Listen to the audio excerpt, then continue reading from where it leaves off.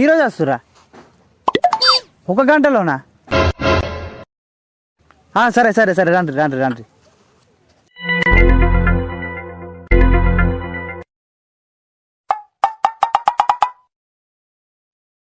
నా పెళ్ళమేమో పనికెళ్ళి రాకనే పాయే, వీళ్ళేమో నా బిడ్డ నచ్చిందని ఫోన్ చేసిరి. ఇప్పుడు ఎట్లా వేయాలా? ఏం కదా పెద్ద సమస్య వచ్చి పడిందే. లేక లేక నా బిడ్డకి పెళ్లి చూపులు కాబట్టి ఇప్పుడు ఏం చేద్దాం?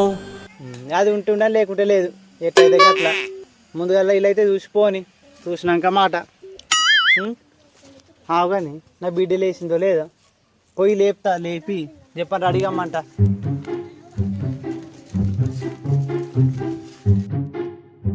అమ్మా చిన్ని, అక్క లేచిందారా?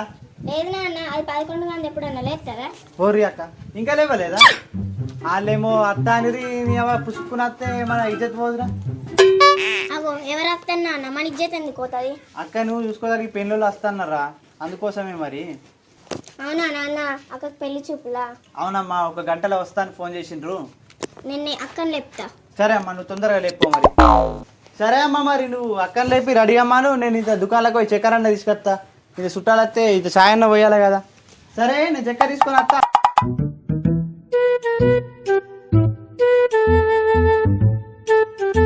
అమ్మ రెడీ అయ్యారా? ఇంకా వాళ్ళ గంట సేపట్లో వస్తా అని చెప్పిన. సరే తొందర రెడీ అయ్యి మరి పోదాం. ఏం ఉత్సాహం అండి, పనికి మళ్ళీ ఉత్సాహం.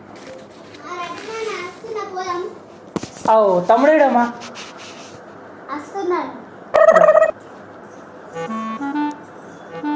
పోదామా? రెడీ అయినా? సరే పోదాం. ఏమైందా? ఇప్పుడే తెల్లారిందా? ఇలా నీ పెళ్లి చూపులే, చెప్పని లేచి తయారుగా. పెళ్లి చూపులా? అవునే, జల్దీ లేచి రెడీగా. నాన్న దుకాణంలోకి పోయిండు, చక్కెర దేనా. రెడీగా జల్దీనా.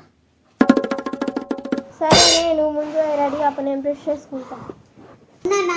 అన్న దుబాయ్ కాండి కదా, మరి అలా చెప్పినావా? ఏం కాదమ్మా, మనం అయితే పోయి చూసొద్దాం.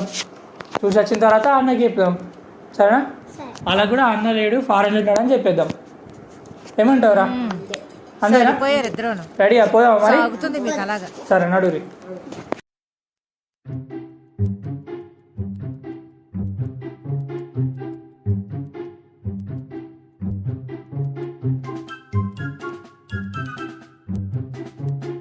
ఇంకెన్ని రోజులు వాడతాడు నాన్న ఈ డొక్కు బండిని?